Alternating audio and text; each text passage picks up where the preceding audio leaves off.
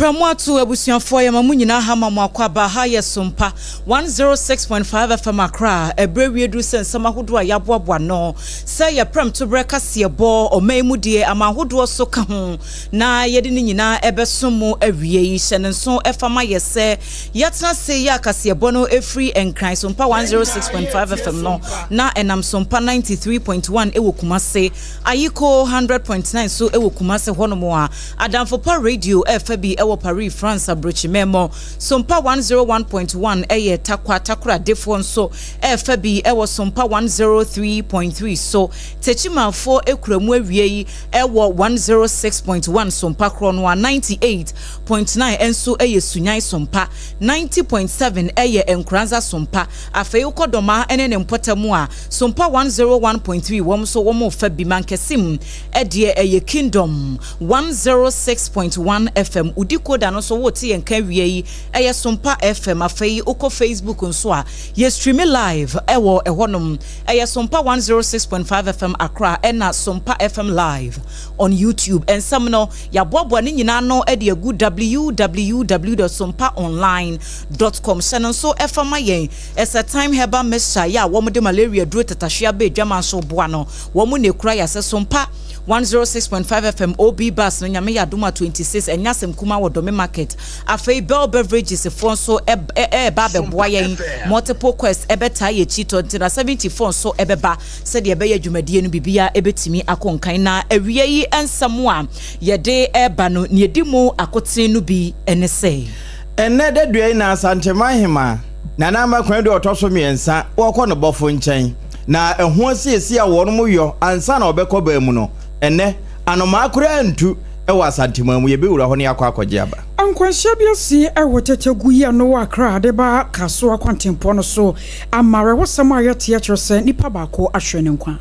osofo wo shamano ne ensem so dia to dwase enipa beye aduanan ani akire ya womo eye abibremu adehye ne yehwe anim se ye besan age womo abaga na ha free US ene wasan kasa bio no wose Galamsey no se anyere ye ho anko a ene ya atoye nchem ne sensen ye komu atoye mantemu so fonso obama ne ye wose wo kwa atoye mantemu agala no de e de se won hia womonom no ho wo Galamsey ensem kronoa emu takwa ensuayem aban anamusini etu anamosronko namso ama bonsra river ne de dwumadie sronko kese pa ena akoso wo ho eno na soafo hwensase kwaye na agudie ho nsam so wakwa akopa responsible cooperative mine hontama na bibieni atoye mantemu no yo no minority leader ya wo my Ghana mra sebedwafie anso akasa wasenya de hianie saban so animia wonyame yenhwe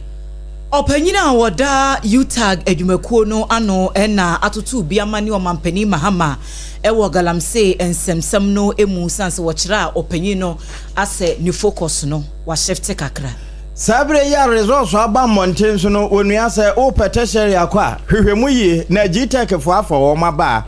uko mfimfini mantemu a wo mo de abo ebi panchi ye de sai school no ba yabakọ Zambia mine mu na akwiafo mienu bi de China fo bi akwa akogina court se wo makwa akotufu magudi ase wo nsuwa ene wo mo no baye emusem obeti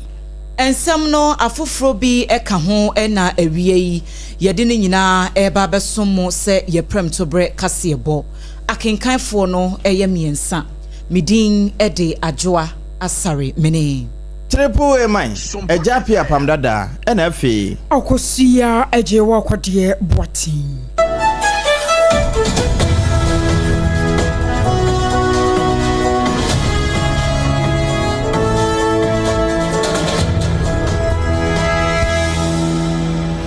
afi ensem no yentutu ne sren na basamfa ma na ye kwa eya santimantemo ehɔ ne ye gyina hyase esan sɛ agya ebo agya wanya ba beduru ene sɛ empanimfo ɛhyɛ nneɛma ase kyɛ sɛ amamre ne amane a wɔn de gu apono so na wɔn akata santeman hema na amakonadu a wɔtɔ so mmiɛnsa na kyiri kwan kura no efiri ase efiri na no kwasi da hɔ ɛho mframa bɔɔye de biara da yɛgye ɛhɔ ama ne ɛde ba na ɛnɛ ɛna sɛ nneɛma nyinaa totɔ na akwan mu a wɔn de ba hema ɛbɛkɔ breman na afei wakɔ akɔda nananom nkyɛn na wɔne ne bɔfo atimi akasa na ɛno no ɛna mpanimfoɔ hyɛ sɛ masto bia mue maka bia ntu nti ɛnɛ wɔn mu a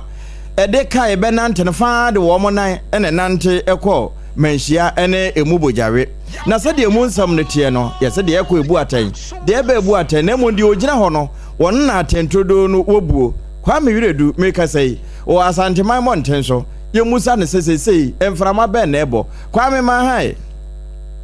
papa majozo na asantema mu me hu sɛ bibia de din ɛna ɛsɛ hwere makoro obi mu obi hɔ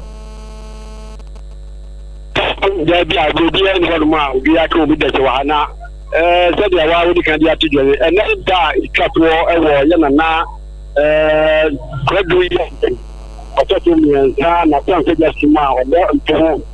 ɛna na ne no na apam de ntirikuwa de ntisɛ bɛtu dwa sɛ ɛnɛ deɛ kwebe ayi so abɛyɛ ndundum ɛne akɔne deɛ wayi wo bi awa abɔnte ɛna ɛtɔso mmienu ɛnɛ nso so yɛde ɔsɛso ɛsan bɛtu sɛ ma obiara emie tɔ ma obiara emie ne tɔ ɛfi edwa ahodoɔ a ɛwɔ asanteman titiri akumase bɔn titiri ma obiara ɔmɔ no wɔn fi sɛ wɔfɛ kutu yiyɛ ne tiri a esufoɔ nso so a wɔkɔ esufoɔ ɛnɛ yɛbɛ wɔn nyinaa ɛntirɛsi na apam anɔpɛ yi bɛɛ na otua ɛna ɛsɛ ahyehyɛ yɛ sɛ kumase mɔnte so nti mɛtumi akɛsɛ wɔ kumase so efiri adanko a mi barikasi a de bɛdu abɛtɔ junction na efuo mu ɛde fɛ bantoma na efuo mu ɛde afa akɔ kumase adum ɛne ne mpɛtɛ mu ɛsɛ de so ɛwɔ kejiti a sɛ wofɛ nkoni ɛkɛsɛ no a yɛsɛ ayɛ kunu yɛ pii aka no mabɔtɔ ɛdi kumase abɔnten wɔn kyerɛ sɛ deɛ anananom mu ɛde tu ka no ɛyade a asanteman akyi na obi biara mpo a ɔwɔ ne pie mpo no so wɔti nta abɔnten kora no a na sɛ nyɛ sɛ ɛdi ɛyie ase ɛne wɔkɔ a na adeɛ na ɛyie ase ne wɔkɔ a apam na sɛ sɛ wotumi wu sɛ nipa no wɔfi n'akyi so n'anim sɛ asraafo no kora no ɛna ɛtaataa no anaasɛ deɛ ɛsiane sɛ yɛde mmara aba abɛto ɛhɔ sɛ wɔdeɛ ɛnti sɛ abɔnten kɔ nam abɔnten na mmɔfra a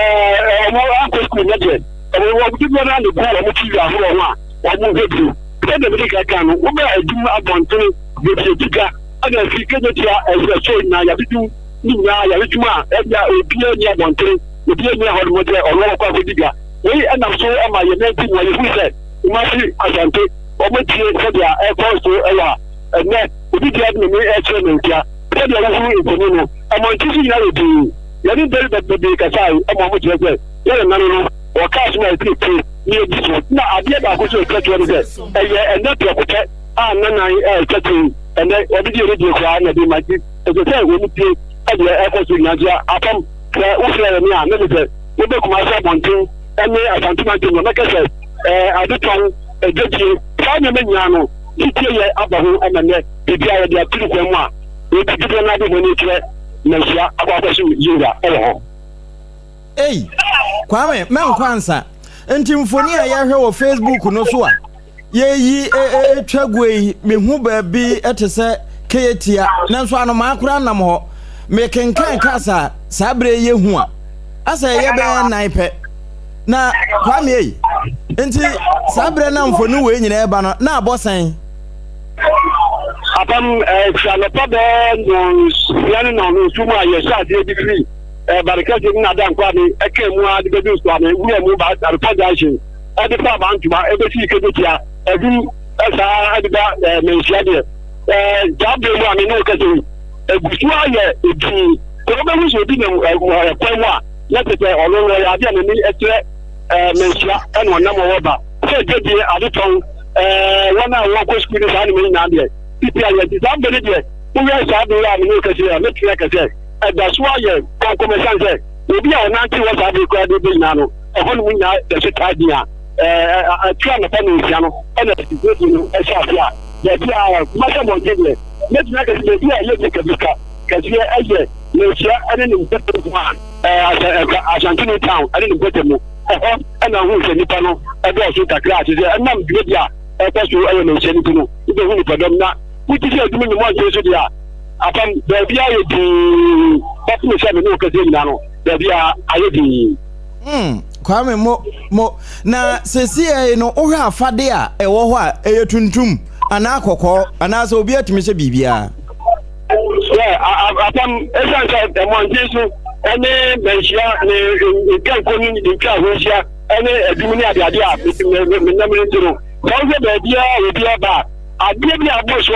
kakra ayo kokọ na meka ne se ajare tuntum ene bisu tuntum ene afade tuntum kwa dodo na anu me na ejihu ubehunu kokora ka wo dia na no eye bia abranti abi anaje bia ekuro bia omo so yade mo atwe bia omo no ewo ade special bia mbe ye nti omo fade no ena bia na ye kokora na aye hyehyɛ bia e bia ma sa ekuro ni dia enu na me nti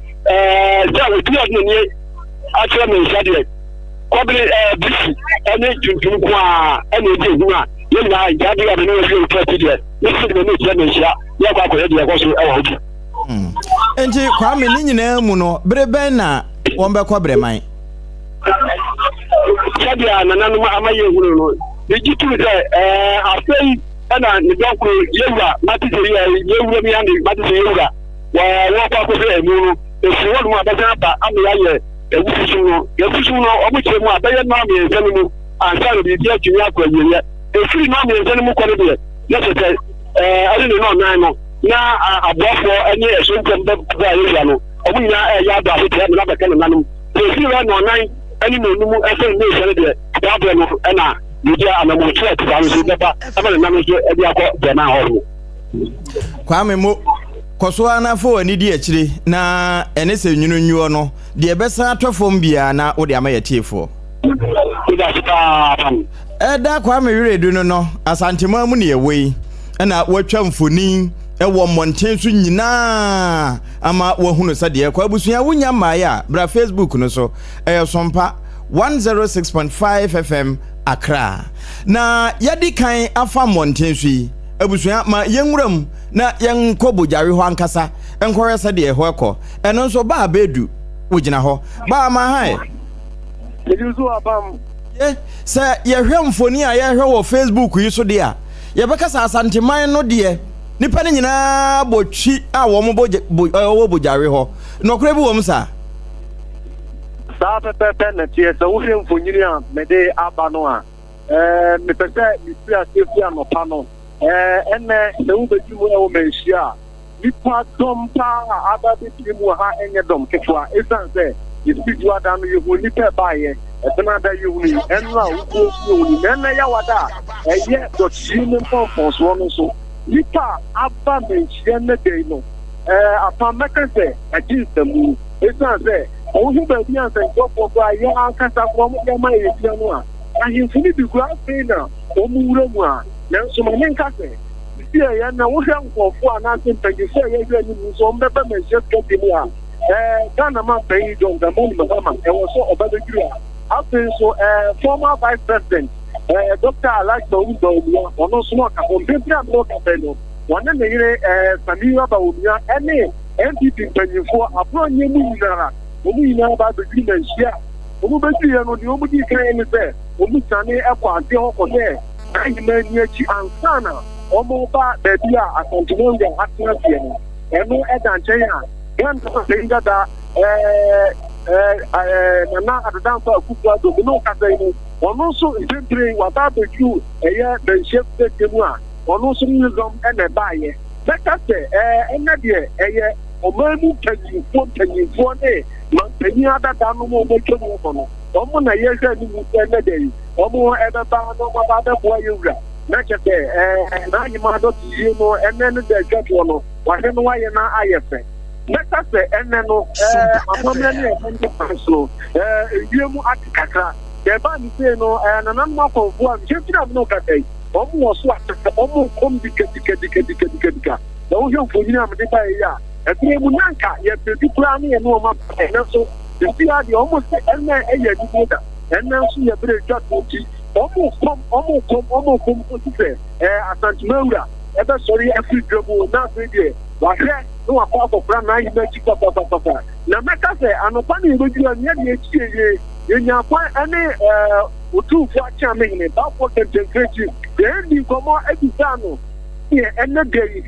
eyi dimadi ene pompon so kra no sani ebisi akọ na onu su etu no bo echemu mako na da bi eyem demfo no se kaka to them that ka na say ensen na no a omo bi aba no enye ta no penye nkokure mu a aya ase menhia fi mu bi empie da bi o say efi no nkono ho po no na omo extra say ebeya obi a enkohye dem enye se menhia do ku obi enye se omo du obi e kwa akoye yankama dibi da bi demom amamne ni amanya kwan na ma omo beye ni enu nti no omo ka se ne ebeya ebeya umehu niema umpesi ubehu so eni ehedemu na anaju de suomu no omu ankase hunu hye ya omu beye de yebeka fo ene atentowia woba no nanu huwa ye beyi papa uhwe fo nyina mede ba ye no a ene na kwade no kamia koye se eno de no a ndemso utentuma na ehye na susunye kitikuti bi ntemu a nanu makase bi de ntumi enche ntuma kro ene niema etina ho ema nanso meka se ena de na edanso esan se opim so ote kokon so onya mekese de da bia oba ne ma ko so de anije na ekele baba se ni kapa na abom ye ne ba fo kankanti bi nkomo no ye pese ye tie hyeya mensia aye efa no ene de dimadi ne sanye ebesi akọ yenko ni yenko tie sanye osi echenze mu SOMPA ekifo Ghana mampanyi ene mampanyi dada ene se bi omom ka ho nyina beba so ko he ai man echi e twato onya be chance be che otumfu wi a ewia ne be don ko fa no mi no cheri wi pe ne yura asori akodada baka ma free jobri mu ha no no sample na ma da ko na me fi o na man ne kwa so me dasefo na he man mo twada ke so de kan wi a so na ma da ka ne fancy ko ho se de ma bu no se be man ne kwa so o bi di simu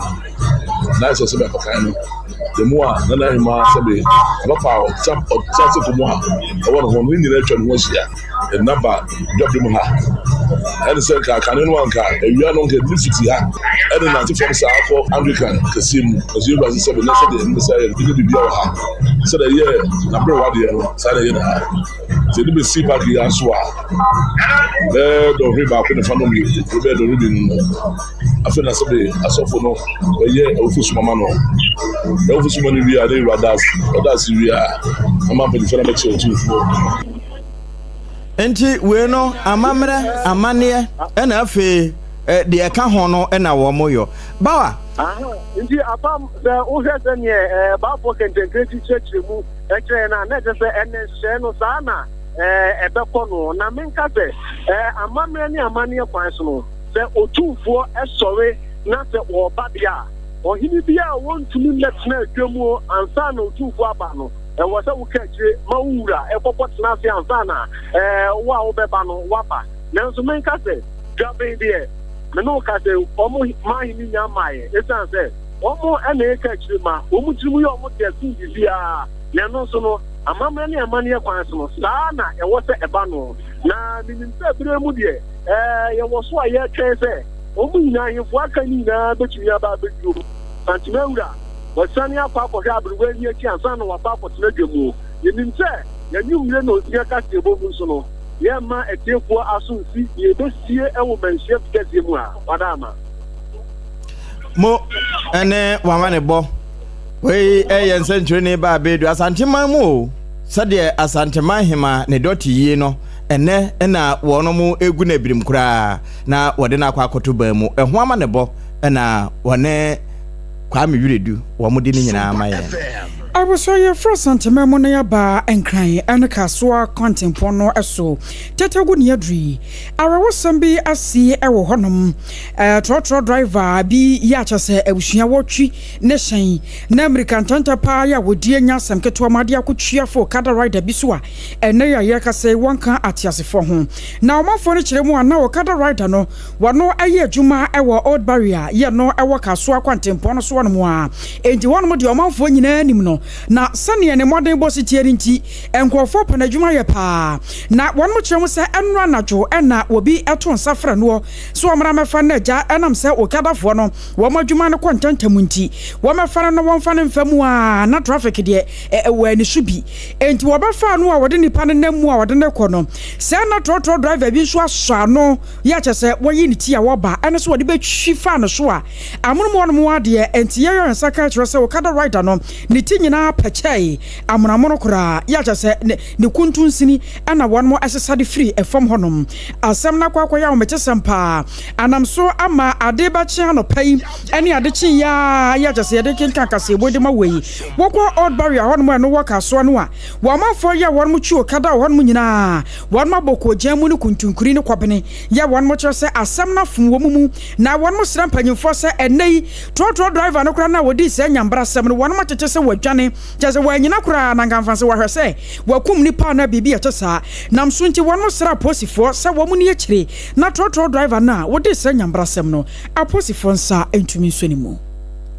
Yatua ensem no so soafo wo hwama no ne ensem so Samuel Okujeto ablakwa en wode ato edwa ese nefua edi yanimu yi o my Ghana ebesan abie napono mu na afei bibrem atoye adehye beye aduanan ya wo mu so kopie mu ewo US abrochimemu abibinti ye deport wo mu nyina no Ghana besan abie ne nsem ni age wo mu nyina awa atu ne nsem a wode atu dwai dan nsem ntem enhye dakora ncheye ena kuma wo mai emrase bedwafie won betutu bi mane aban se na obi akọ US ni deport no a enti abibrem atoye ha amama ya hodo bebrenu a ewo ho no gise Ghana ene ye bekwa kwaje sa hoho no nyina ede wo maba begu ha enti no esese aban ne hwe na wo mu eye bibi efafa ho sa na donkuma no ebeka ye enso aban so ba be kiremu se sa hyehye no a wo mu aye no eye enti ase apom bi a wo mu ni US aban no akọ na eno no ehia se ye de asem ne kura bekọ mrase bedwam se bia ye kọ no wo makase an anase da bi miemfo wo ma ende bibia sa ni ho na wabra onunyamfo no ene semtwofo etwetwe nkomo no wo se enche sankrofo aduanan no wo mo beba na wo mo ban so Ghana beji wo mo ofew so sanse we no eye humanitarian treatment no wo de ma wo mo enye se bia eye enhyeketene na emom no hu se eye moa bi esesa wo mo ye ede boa sankrofo ye ne wo mo so wo mo ho akire wo mo yi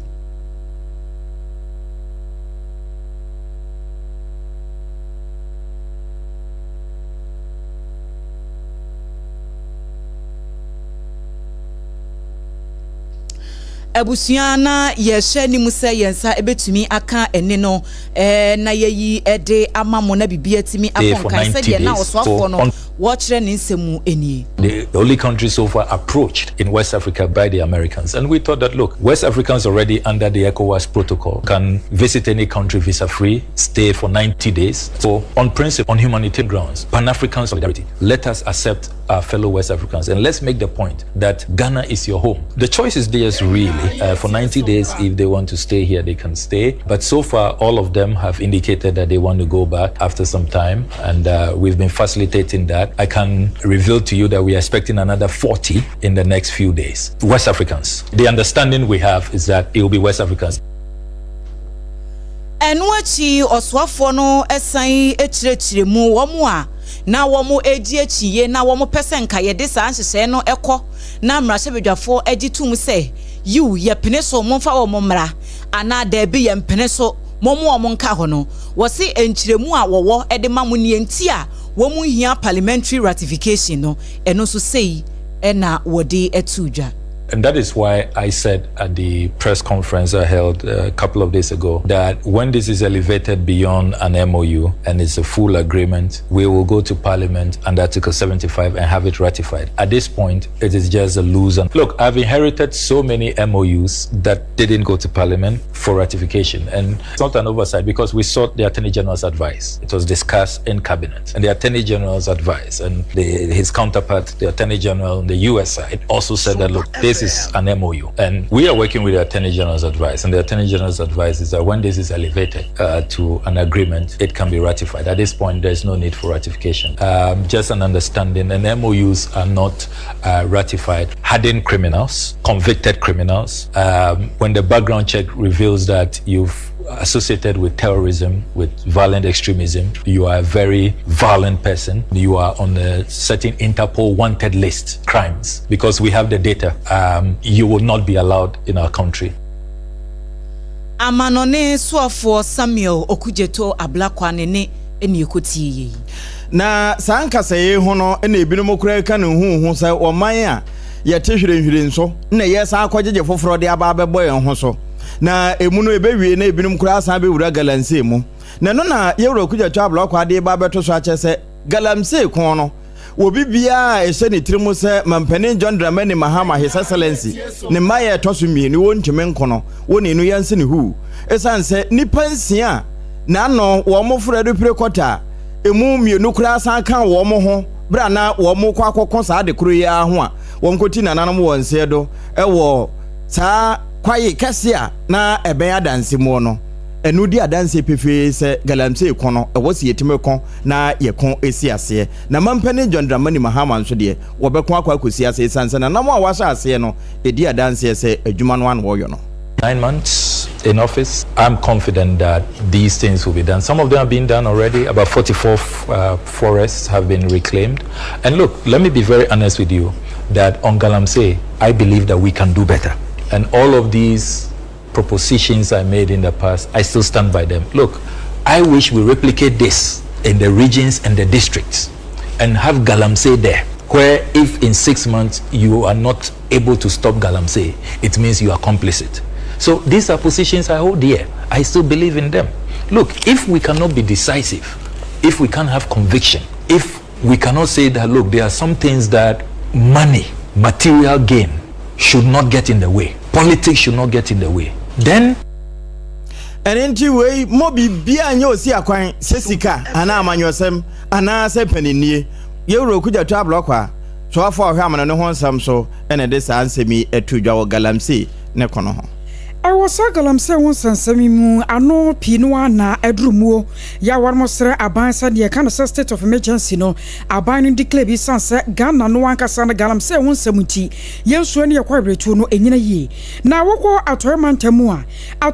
so afọ yo no nyamfa Nelson Joseph wapanyipa no nsemtrofo akasa na no atum eno oche sechesa atoyekura de enya semketo ma ankame yesa won mutu gala nyina wono mufuru mahye enti won ma sensuo wase babia wase ne wo munyakora no alolo kwam wo betu gala no mena yi wase nkrofo dam wo mutu ebi mu monten so won mutu enti ese kura de free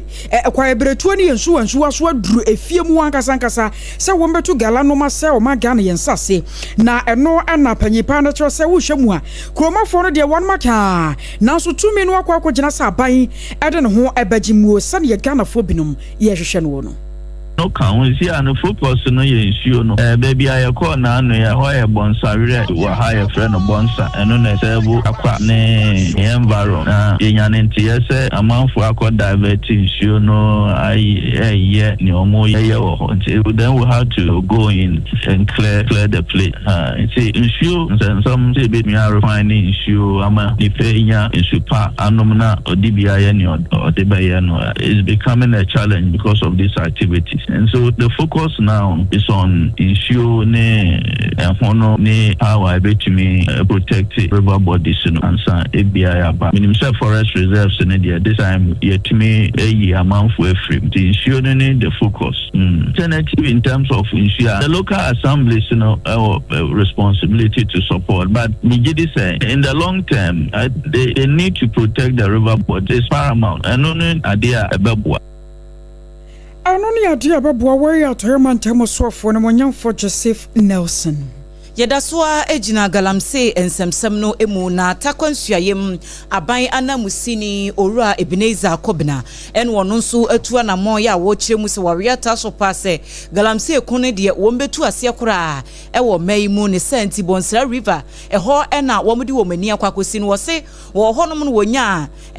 amani bobi efri nkrofo bi honom se omanfo bi edi mfidie akwakosi sa river no eso a chesetua enwo mu tu wote ya wantena so ena wo hye se blue water gas fo ene anya kura nipa duba ko ne akire de won be boaboa wo mu emu akade ahodo a no wo mu kita ekọ honom ampampa wo mu koye no na eye no kra so wo manfo bi di mfidie aba besi nsuo no so a wo mu etu Galamsey no na wo mu te se MC ene ne bambofo aba bedu ho pena chese kwabam wobia esesa ne niema se womu edwane de afiri ho na wose womu koduru ho no de ewomu se womu nsanka onipa biara na wo ho no mu edi sa adwuma nanso emfidie ne niema hodo a womu gya ne wakira womu ntimi amfa nwane nyina womu agye ne nyina etwada tumu a sa de ya womu eyi no eno eye nsahode de ma foforo nso se empotem ho de ebia bebi foforo de obi beye na emom takwane ne empotem de wo ba wadwen so ba betu gala bi wo ho no enya de a womu be pene okura ama bibisa akoso ensemu a wadi tu dwane bini no a holistic decision say as a country here na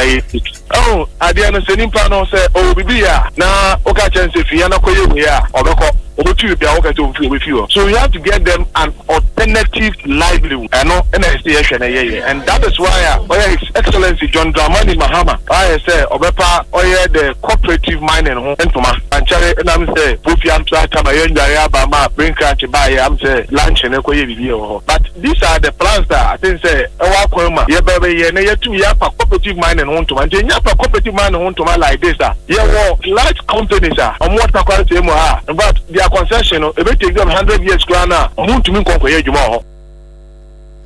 Enwachi enwade tu jase Galamsey ekono enye nipa baako entokwa ena enye aban so enko ade enti wedi adaworo ma obi biara woka bia ewom na wobetimi aboa kwan bi so amasa Galamsey ya ko atia no saa nipa kro no wonfa ne moa emra eno a holistic decision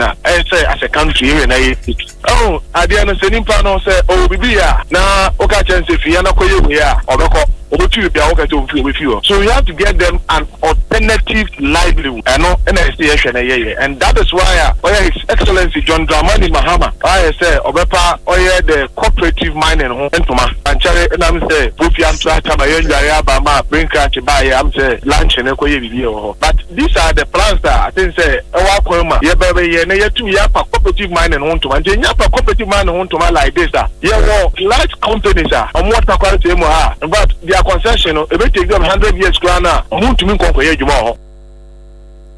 eni a yekotie yeyi eye takwa ensuayem MC Owura Ebenezer Kobina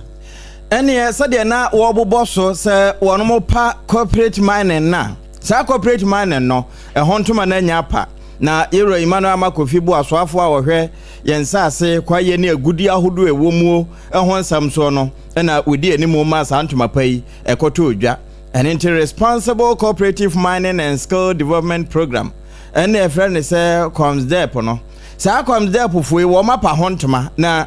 bibia ni anwa so bekwai ewo atoya tifi manta no mu eho na sa ntoma pai ekoto odwa na no na so afo hwe yensa ase ne agudi ehonsam so e kire emfaso papa edebre adehye no wo chese sabi yetieso bonte ho a yemfa ntaso ngohoro yensa nesa hunti wono mu agudie no wo mo nsa ase so no e wo sasa dinya kesi wono so nya so mfa so bebi eyedi me beba bebi eni ha me fi mining company ho na ma ye be starting wo mrana ngesa ya sisa ni nyina de gu ase na den ma sha ase no na nse mo behu se ye de mrana kopal mining law ni nyina ne policy ni nyina sesa you sasa ye be sisa say number 1 Ghana answer na brofu e beba ha na no mu na mo hwe bibia so na ba ne say na ya mine oja hot here no bifi no aba o say make it a prospective license me na me work concession me na be na ni mo assemblyman ni wushi MC ni mo wi osi waba na de tumia osi mumu na mo asase no na zika kokko na wase no ya ban president ya ma miasa sa kokko na woso sa de na woso kikiki no so afa wo hwen sase agudie ho nsam so yero Emmanuel Amakofibu a elembele mra se badwani na koda asansem yedi ewo bibiani anwia so bekwai wo atoye tifi mantanmo Minority leader Iron Monyafo Alexander Kwame na fanyo maken wono so University of Professional Studies here no won kramantamu eno kokasa ya watchro so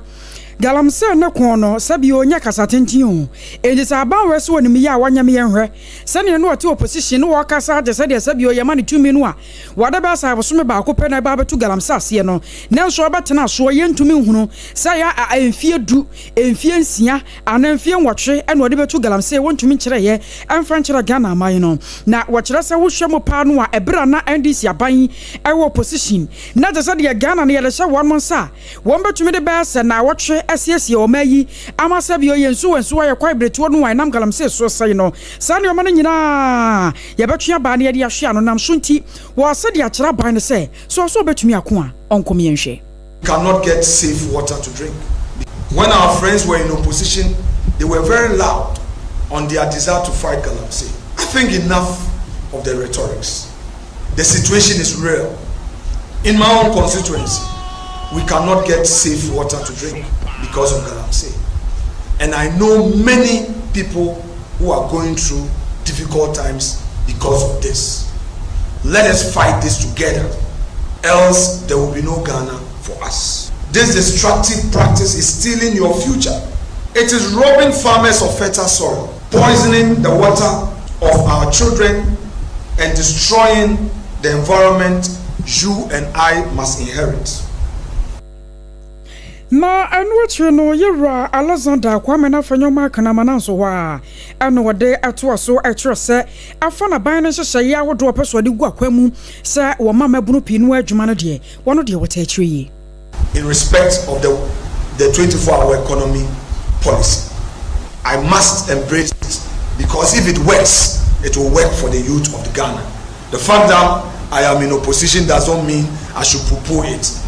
I have seen the policy document. I pray the government will be able to roll it out for the benefit of the private sector so that more jobs will be created. For the youth, road meant access to opportunity. I am therefore happy that this government has introduced this big push idea. I was your way, I am minority leader, you Alexander Afenyo Markin. Yedaswa ejina Galamsey ensemno emu na President Aoda University Teachers Association of Ghana UTAG no ewo Kwame Nkrumah suaponu emu eye Professor Eric Abavare na wono ena watutu biama ne omampani John Dramani Mahama se ekame akwese weyi Ghana fo ama ewo ebo a wo hyeye wabra na wo pese wo babedi mampanyini a dibre no ne nsanya nkaye no wo hyehye ebo akese ni tichu pa ene se efumagudi a yetu emfamra kwan so Galamsey yi wo ba wo beyire ne ho pa se de be ya wo mbetimi atu ase so wo mu ntu ase kura no a wo mbema Galamsey no kura ye tan gala no wo mbema na ye tan ya wo ba bi kura wo kon no da se wo do ho be kwa kwose dwumadie bi a etisam nanso ase wo mampani ba ye wo hu botokra no de krowa ahyem enti professor ni Facebook so ene wo koposi ene ya ene wo se o mampani ase campaign no wajai atu baby ena eniema foforo ena na adwen akoso wo honom no wo se Ghana fo be se nya resemu ewo aban yi mu biem se de wo mo kan ye no wo mbetimi ayede a ene esese wo mampani yire ne ho pa na nhyehye bia wo mdi gu akwama ene na nsem state of emergency a manfo aka ise no ene wo mo de beba ena ebeboa wo mo famra se wo mo nhyehye foforo mi so a ebetimi aboa ene animanim ya wo mo nye ne ntem ansa na gala no asai ne makora. Any National Anti-Illegal Mining Operations Secretariat, Naimos of Fono, so I can won. Now, Anessa Galamsey, ne be say yen to men corner, so mine, ne be so ye bit to me no. Now, most of Fono, Ed woman yachim, ewo Achimamponia, quite brain to num na, behe, the Womuko Hunu, one dear as a winning. Almost Womoko anajo, and just say, dodo na nhyɛ da nhu wɔn na mo wɔn a ɛte ho mpopoye ne de wɔn duru kuronum no na sɛ wɔn de wɔn nneɛma dodo na aba kurom nti wɔn bɔ wura nkawe forest num na saa kwaye na ɛwɔ wɔfe ne abomu no ho mekyerɛ ofen sheta bet no na wɔn mo bɔ wuram na nneɛma wɔn mo sesae chamfan yi wɔn mo nya bi abusu abra Facebook wɔ kwaye no mfimfini na ɛhɔ adana asase pradadada no nti wɔn mo kɔ wɔn ne forestry commission no na afeesra adɔm a wɔn mo wɔ nan mos no na kɔe nti baabi te sɛ anwea futu nkawe kwa ibrentu num no wɔn mo fam emu na wɔn mo kokonya excavators ene wɔn mo kenkan mako be de wɔ hɔ wɔn mo sesa pa ewie no Toyota Hilux yi pickup akɛse papa bi ɛno nso wɔn mo nya mienu ɛna Nizam pickups nso wɔn mo ansesa koraa no ɛno nso wɔn mo hunu baako afe excavator fidie mum ntum ya esi faako etumi tuura fam no ɛno nso wɔn mo sesa be de wɔ hɔ aduonu de wɔn mo huni chamfan machine enum wɔn mo twagya tum ɛhyi ni nyinaa na ewie no wɔn sanya 31 bucket of grease ɛna wɔn sanya gas cylinder nso a ya fele na afi car washing machine ni nyinaa ne ebi wɔ hɔ na amosofo yi aba no ho ba sɛ wɔkon wei no anya de a wɔn mo kɔ asan wachi wɔn bɛkɔ so akon asa de bɛyɛ na fɔm agudi a wɔn mutu na ɛmfa mmra kwan so no yɛbɛtwa aba ɛde ahwe ano ɛwɔ man yi mu awiabre abusua ɛno so ɛne yɛgyina na dumienu kase yɛbɔ a yɛde firi sompa fie ɛto ma no ɛwɔ akyirikyiri na abenkyɛ Facebook ne YouTube no yɛda yɛ ho tiawa agye aboafo nkratoɔ yɛba de aka akyiri yɛde bɛma wo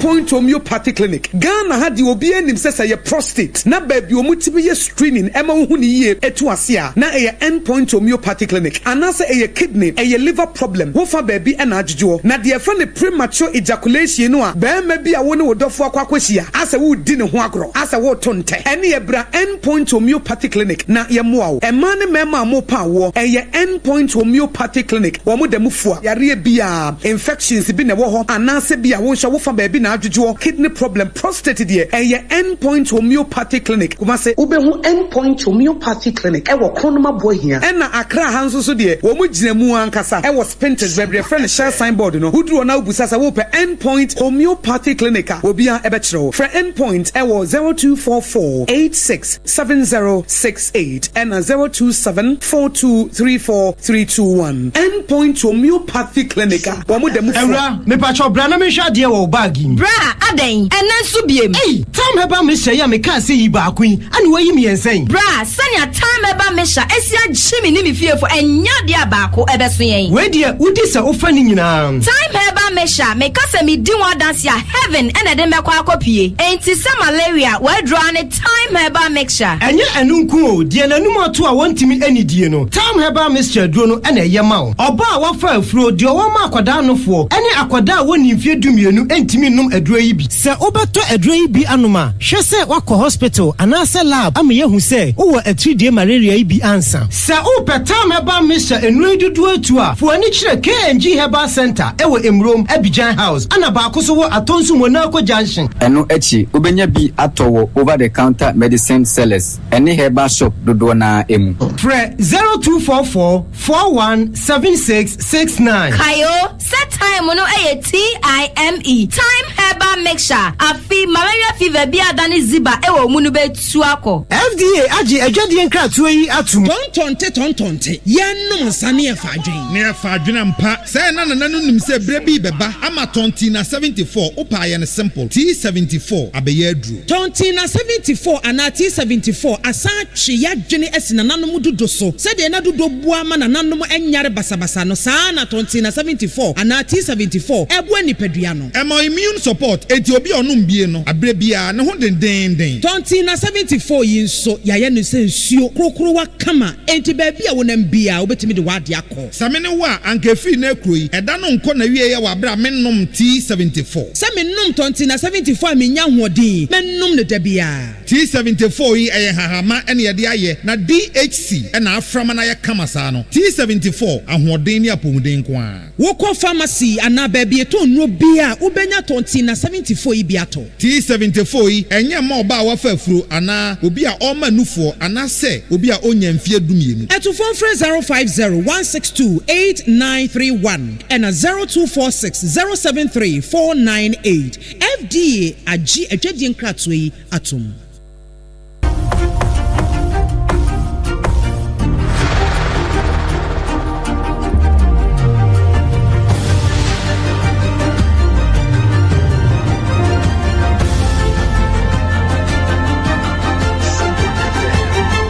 SOMPA TV Emma Aketiapa.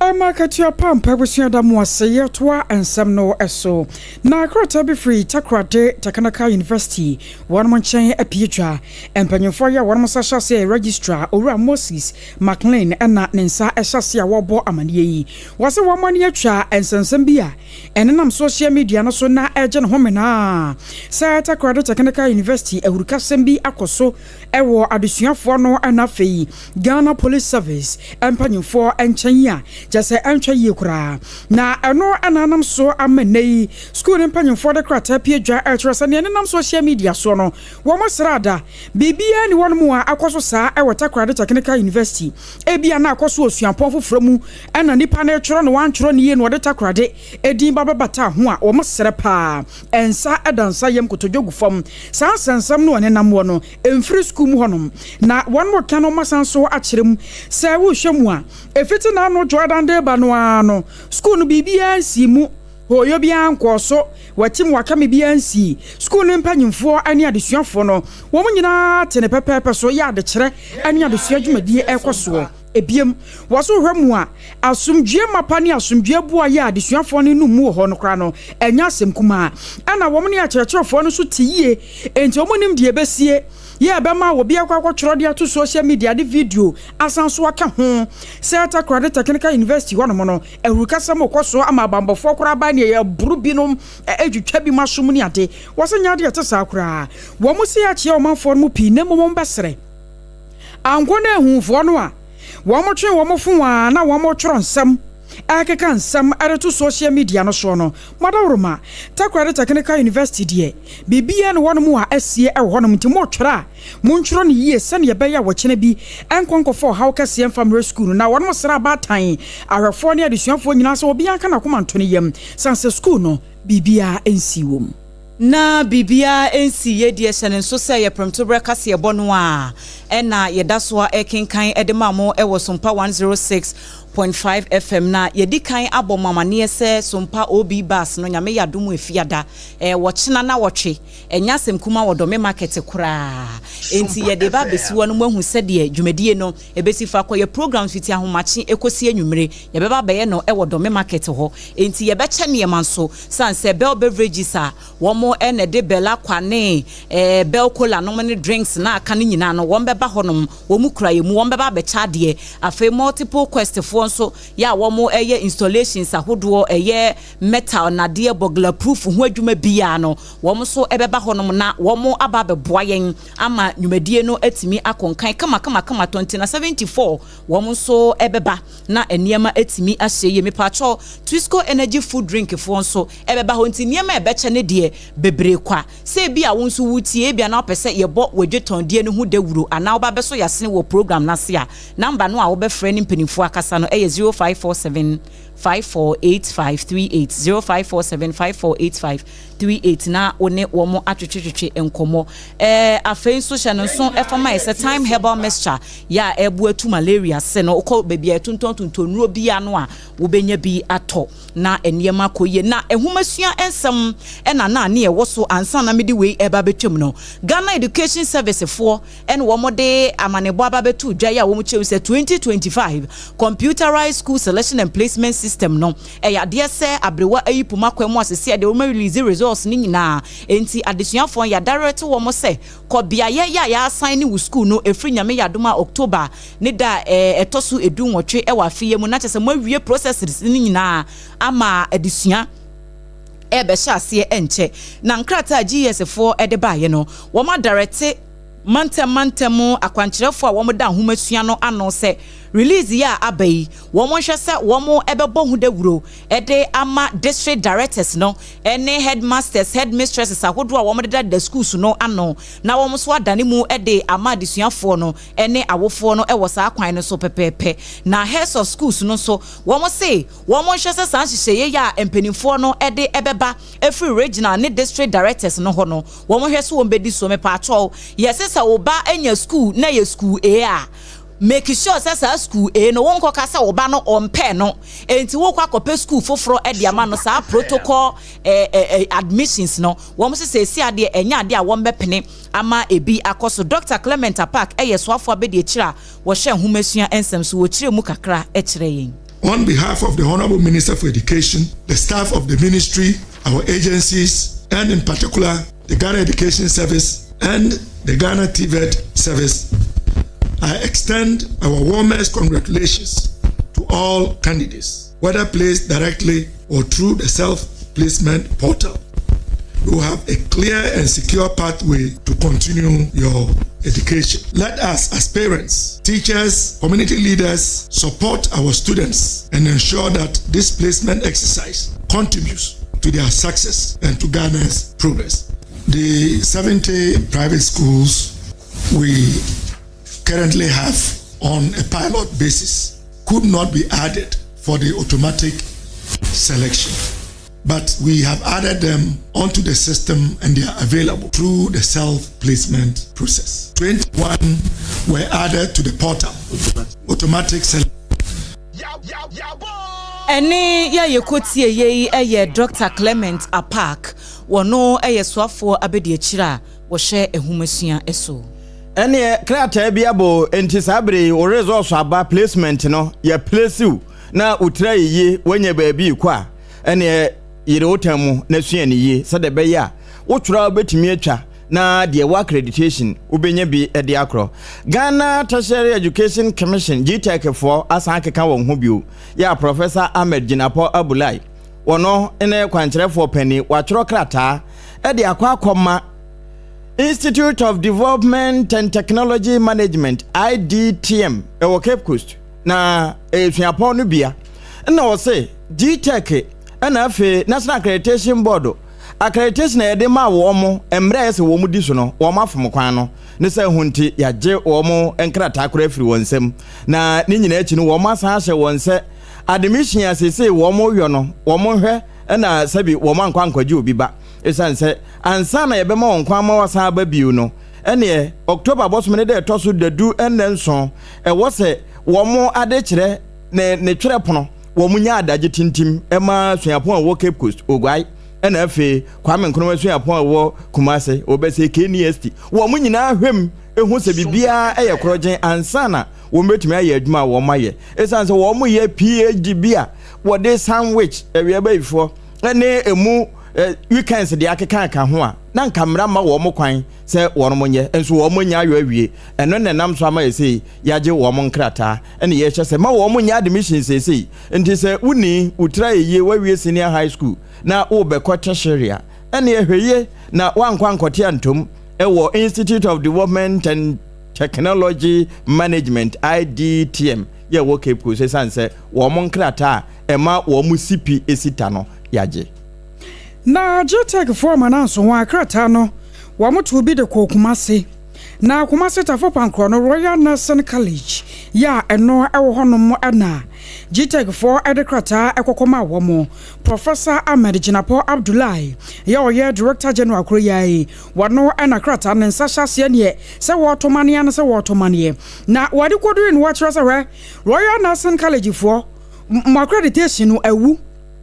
ewu nti eni kwanse school no ekoso ato so na ye adwuma na wo mo kire se ewu ye mfinhia no ba se enan akire nie wo mo renew biem enti December 16th 2021 no na Royal Nursing College no ewa Asantema Ntemotafo pankro no wo mo accreditation ewu ye enam so ama energy tech for edwo hyesronko aba wo kire se efiri na de kuro ye you know eni kwanse school no wo mo hyase se wo mo gi adesuafo biem afei one month for the friend staff documentation enso emra eno appointment letters ka ho CVs eka ho na afei teaching staff ni ade one money man wo nkrata wodo ye di mo dance pefe se school no esafata se one accreditation wo mo se be pabiem kura ya de be ma one mo no sa ni o man nyina one fanka wo emfamra na one mo nya adwuma ye ni kwanse wonu fo bia wo school ni mu biem ko sese ehwehwemu mapa betumi aye adwuma na won accreditation no a ewuo benfinhia nan nie no won besan so renew na school no empanyimfo yikoso a na wo mu bu nuagu won masum ayesa sa directors a GTech for dia be wo mu ni so a wo mo so be rasa ba bia marane da no mu beto na afi court kora wo de school no ebekwa akogina na Kane Chief Justice Gertrude Araba Esabasa Kitokono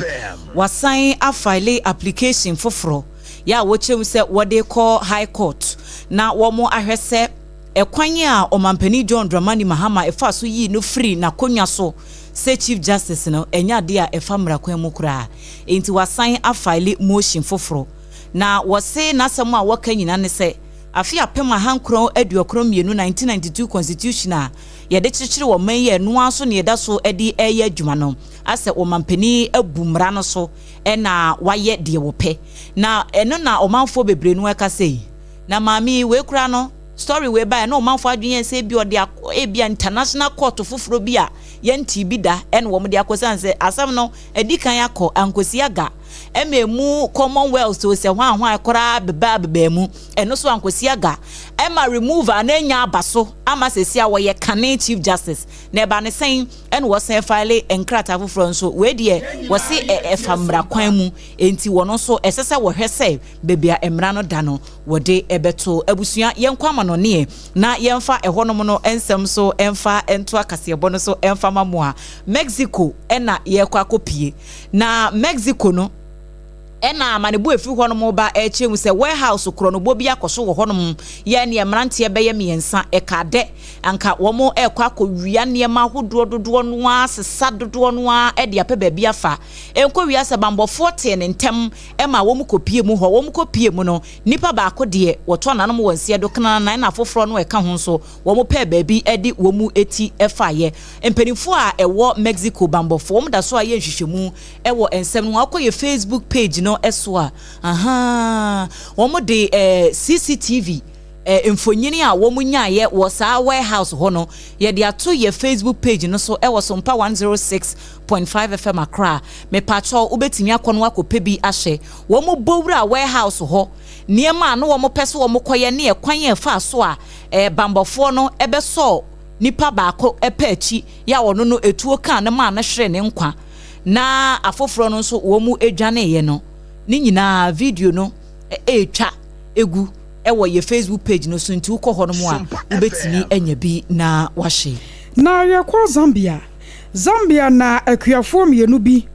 wom so ade jaza China adwumakuo mienu akwa court wom do mokoye a wom so wom hia sika $80 billion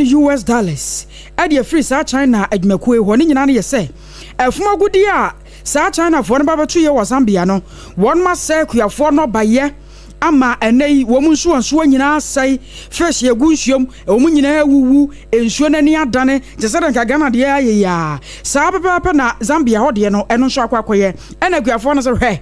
mo China fo mu firi mu kurom abedru Zambia na mba say ye nsuo say ye no baye ama wie kira fresh kakra no eno nso ye de bebo nkwa apiapia no eno nso makunkum mo nyina ye de mbakwa court na sika Zambia akuafo no hwa ni mu kwan sa China nyumakuo betua de ama wo no eye $80 billion enya no nko a wo mu kire mu se ye fra bibi emergency fund eno so ye $20 million eno ye wo mu a wo mo ho kan ye na efa na pomdim wo wo bo no bi ensuo no onom ye wonya yade bi wom anase fish no kware bie wonya yade bi wom no saa for na saa $20 million emergency fund no ye agede ama wo mo na akuafo no kire say saa $80 billion no wo mo hiade free China adwumakuo no ho no se ekoba se wo mo twia yemfanto Zambia government no accountum government management account no yemfantum na eno nyense na ho se wontumi mfiri wo kurom hwa ema Zambia mamu ema sese nuoma ema se bi o ma menya sunsunsanso wa bra wo China ni wo wiado hu sika be ko kurom enti China kuafo na sinkete ya wo ma bo aboso se kwosese aban no ebaje sampata sika no enya de omba makwan ma China fo etugala ewo mu kurom kasia bono esi na afi na odi wafidie no ato ha ensem a yede ba ye no na de edimu akote ni bi ene se GS for one release 2025 SHS placement no enti awofo no enhye wei enson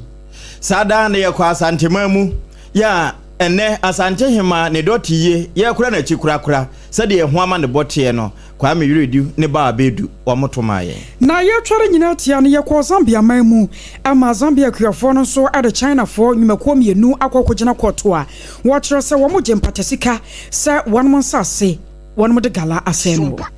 na ebi eka wei no ho ena yede eba besomu awie hye nso efama yese time herbal mixture ya wom de malaria dro aba no wom ene so ya 74 nso wom so ebe fa bi energy drink wom nyina eba beboa yen ama sa adwumedie no atimi